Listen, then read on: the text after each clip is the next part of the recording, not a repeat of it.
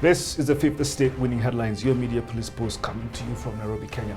From the Fort Hall School of Government, in this segment, we summarize some of the headlines that you may have missed this morning. But we also take a look at some of the political pieces that we call cartoons in this country. Today is the 27th of January 2022, and I am 2M. I am CS. And I am 2J. And in case you missed today's headlines, here they are. In the Daily Nation, inside Uhuru and Mudavadi fallout. In the Standard, Senators gift Raila Ruto on coalitions. The Star, Musalia to Uhuru. Don't force me to hate Ruto. People Daily, Ruto Mudavadi promised to set Kenyans free. But before we get into what we'll talk about today, I really need to commemorate the 4-year anniversary of a very important date in our Kenyans' history. 4 years ago, engineer Raila Odinga did some reverse engineering on the goal that he would like to attain. On the 30th of January 2018 is when Raila Odinga swore himself in as the people's president. And I think that we just need to applaud Baba.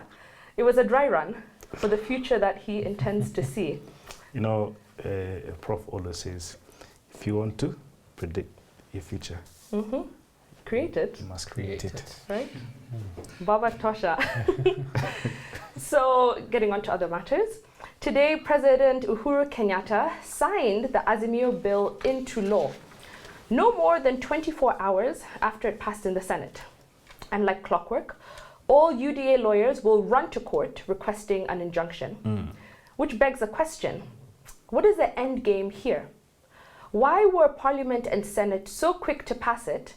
And why is Tanga so afraid to face it? Yes. So we have told you that the architect of this is none other than Uhuru Kenyatta himself. And the end game, in our view, is forcing William Ruto into a corner. So just consider this.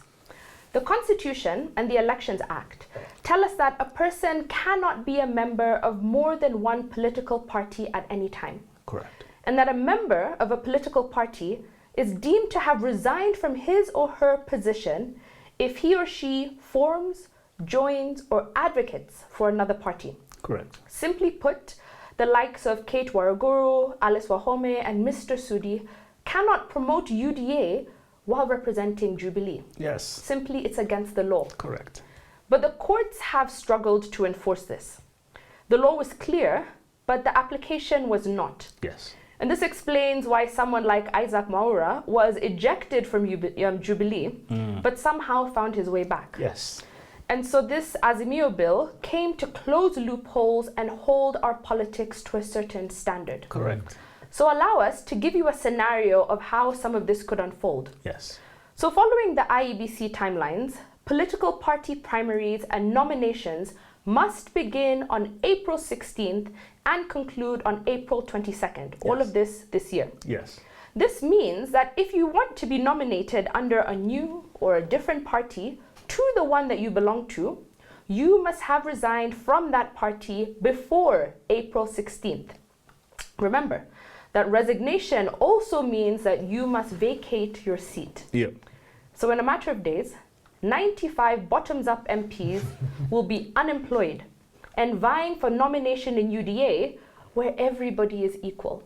But also, multiple people are running for the same seat as you. Yes. Bwana asifiwe and good luck. Hey. Now, at this time, Yeah. the possibility of a by-election is ruled out. Correct. And this is because under Article 1015 of the Constitution, a by-election shall not happen 3 months before a general election. So what does this mean? Yes. When those 95 UDA defectors are sent home, they will also leave their seats vacant and untouchable by law for months leading up to August 9th, 2022. And a lot of mischief can happen in that time. Yes. And the scheming here, we think, is twofold. Yes. One is to fix, and the other is a bluff. Yes. The fix, of course, is reserved for none other than William Ruto. Kaboom. Without Tanga in Parliament, William Ruto is left exposed in the face of an impeachment motion. If the Azimio bill passed in around 2 months with mild interference, imagine what can be done while Tanga is pushed out. This is what we call high politics. But the second scheme, the bluff, is dedicated to the Jubilee defectors. Yes. Those deadlines force them to face their decisions.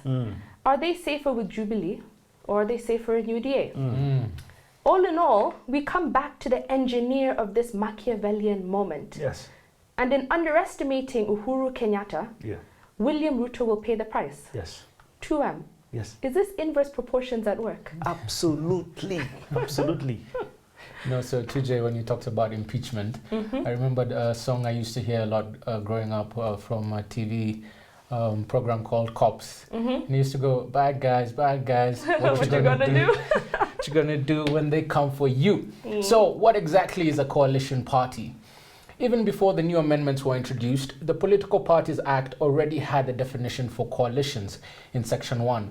And it is an alliance of two or more political parties formed for the purpose of pursuing a common goal and is governed by a written agreement deposited with the registrar of political parties. Yes. What the amendments achieve, these new ones that have just been assented to, is they allow for such an alliance to come together under an umbrella party, like what the National Rainbow Coalition, NARC, was. But now the constituent parties need not break up. The umbrella party can field candidates, for example, nationally, while the constituent parties can field candidates, for example, in local elections. Azimio can have a presidential candidate and even gubernatorial and senate candidates if they so choose, while Jubilee and ODM can have candidates for other elective seats, such as MPs. The mistake we would make, however, is in thinking that this is just about 2022. The amended act is another effort born out of the handshake doctrine, seeking to heal and bridge Kenya's political divisions. The president has said many times that political competition need not mean enmity. We may not always have leaders willing to do handshakes, but we can have enabling laws that make it easier and give leaders institutional avenues for working together for the common good. That's correct. But also, it helps safeguard the political rights of Kenyans. How so? Earlier this week, Governor Nderitu Muredi reminded us of how the 2017 Jubilee nominations were bungled in favor of preferred nominees, especially in Central Kenya, so as to suit someone's 2022 ambitions. Governor Nderitu said that he was forced to run as an independent candidate despite the fact that he won the Jubilee nomination. Yes. And like many other politicians, he believes that Deputy President Ruto had something to do with it. Yes. This exposes how people's political rights to participate in and to vote in elections were being tampered with. Yes. And we know from ICC that William Ruto likes tampering. The fact is, if it was not right for the Mzungu to choose who could and could not be our leaders when we were still a British colony, then it is also wrong that local leaders, especially in Central, were being handpicked elsewhere. Yes. That is just one example. Yes. But the point is, President Uhuru and those who share in his visions are taking the lessons history has taught us as a country and using those lessons to make our laws, policies, and institutions better so that we don't repeat the mistakes of the past. Yes. So when we look at the amended act, we can recognize that the principle of coalition parties is not new. What is new is how the lessons of history have taught us how to structure these alliances, not just for gaining power, but also for organizing power. When the political activist and founder of the Black Panther Party, Dr. Huey P. Newton, spoke of power to the people, he said that, to us, power is first of all the ability to define phenomena, and secondly, the ability to make these phenomena act in a desired manner. Yes. In 2002, for the first time, we saw what could happen when leaders collaborated across ethnic divides and across party lines for the good of country under the Rainbow Coalition. Part of the challenge that made that opportunity fail to realize all its potential is because it was secured by loose agreements and gentlemen's handshakes that you couldn't take to the bank. And yet no one can argue that Kenyans working together across party lines and ethnic lines is a bad thing.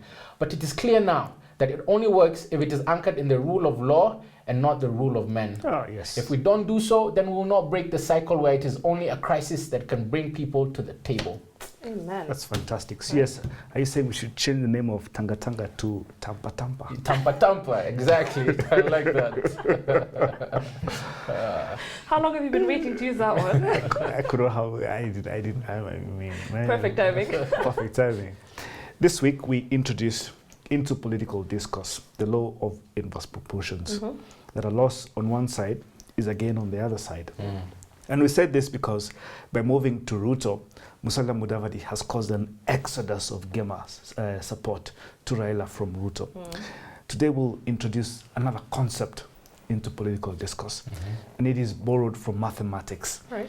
It is called the Collat conjecture, named after German mathematician Lothar Collat. The central thesis behind the Collat conjecture is that any whole number sequence in one orbit will always end up at 1. The process is simple. Just pick a number, any number. If the number is even, cut it in half. If it is odd, triple it and add 1. Then continue cutting it in half. You will end up at 1. What's my point here? Raila is the quintessential equivalent of the Collat conjecture, but his Collat conjecture doesn't end at 1. It ends at 44. Fantastic. Allow me to explain. Since 2007, Raila Odinga has scored 44% of the total national vote. Fact. Regardless of the strength of his coalition since 2007, Baba has had 44% of the country. It did not matter whether he ran with Kalonzo, Musalia, Ruto, or Wetangula. In 2007, he ran with Ruto and Musalia, and without Kalonzo, he got 44%. In 2013, he ran with Kalonzo, but without Musalia and Ruto, he got 44%. In 2017, he ran with Kalonzo, Musalia, and Wetangula, he got 44%. On the basis of this trend and on science, Raila still has 44% intact. This means that should we apply the Collat conjecture to Baba, whatever happens, he will always get 44%. But should he want to get 50% plus 1, we will need to add a variable to his Collat conjecture. And that, and the only variable Raila has never interacted with is Gema. And he doesn't need much of it. Just 960,000 Kikuyus will be enough.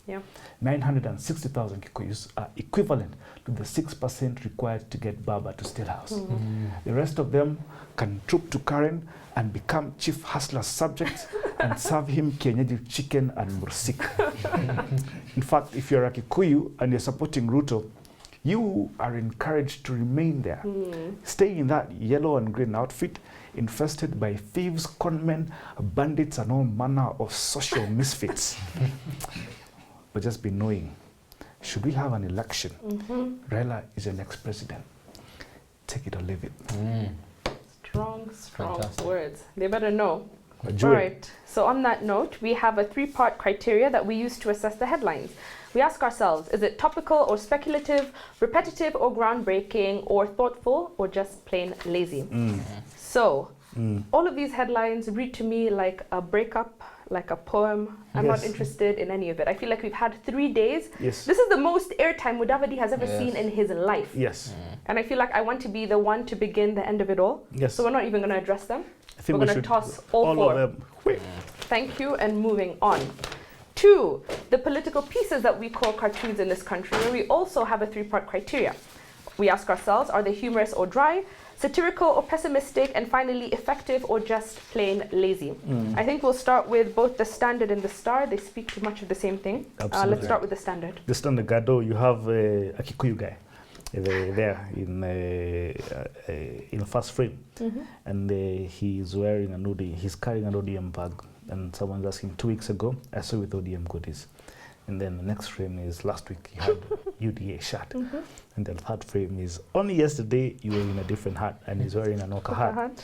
Now Wanjiko is asking, now he is responding to Wanjiko, is none of them represents my interest. I grab what I can, when I can, how I can. It just tells you the folly of the Kenyan voter. You know, everybody keeps saying we are listening to the ground. The ground will tell us what to do. And the ground is fickle. The masses are like a pendulum. You never know about tomorrow. They swing left, tomorrow they are right. And let me tell you, the tail does not work the dog works the tail. Oh, completely. If there's any of you political animals that are listening to the ground, that is where you're going wrong. That is where you go wrong. That is where you go wrong. I think it was Plato in the Republic who compared crowds to animals. Yes. Right? That they're just hungry. They just follow whatever food they can get. So absolutely. If people want a hat one day, a t-shirt the other day, and a hat the next day. Yeah. And that's why Voltaire says, I'd rather be led by one fat lion than one-handed rats. Rats. I know. Yeah, because if you listen, okay, I'll not go there. I might just find myself in the All same right, let's basket as Ruto. park the standard while CS takes us to the Star. Yeah, the Star there, you have a number of parties or slippers, flip-flops really. And it's basically, they're representing different parties. Some are written Azimio, some UDA. And it's basically hinting at the fact that we're in a season where politicians are flipping sides very quickly and so often. When Mitt Romney was asked about flip-flopping, he said he has been as consistent as any human being can be. The point is, it's in our nature. there are good flip-flops and there are bad flip-flops. Yeah. What makes the difference is knowing, the difference between the two. And a Right. good politician will exercise the prerogative to change their mind, and a shrewd one will do it with good timing. Let me ask you guys, what do you think would replace, do you think like Crocs would be a better substitute for Oh my goodness. All right, moving on. 2M has no legs today. We'll finally end with the Daily Nation. In the Daily Nation, we have a helicopter here that is called Voter Registration Drive. And we seem to be in some drought-ridden area, and we have some people carrying a stretch bed from a helicopter to register voters. But it seems like the voters have died or starved from the drought. Now, I didn't understand this cartoon, because on one hand, are we saying that we're focusing more on voter registration than with the drought happening around the Situation. country? Yeah. Or are we saying, which I thought was another interpretation, that IBC is going to register people, but nobody is registering? Good point. Good Could it question. not be? Yeah. Yeah, because I think we're witnessing some of the lowest voter registration uptake That's in our very good country's point. history. Yeah. Yeah. Yeah, I think, Iga, you need to clarify that. I think when a cartoon is too difficult to interpret, you should toss it. Absolutely. Regardless, I think we toss all of them. Yeah. all of them, right? So unfortunately, that leaves us with no winning headline and no winning cartoon. And I would like to leave you with a quote from Henry Ford, who is a massive industrialist, we all know. And he said, "The competitor to be feared is the one who never bothers about you at all, but goes on making his own position better."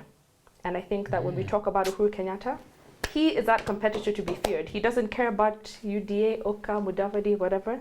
He just cares about his own position. And that's why he ought to be feared. Yeah. So on that note, I'd like to wish you a good evening. Thank you for joining us. Don't forget, you can find us on your TV screens. We're on Pang Free to Air, GoTV, and Star Times. You can also find us on YouTube. Thank you for watching. Have a good evening. We'll see you tomorrow.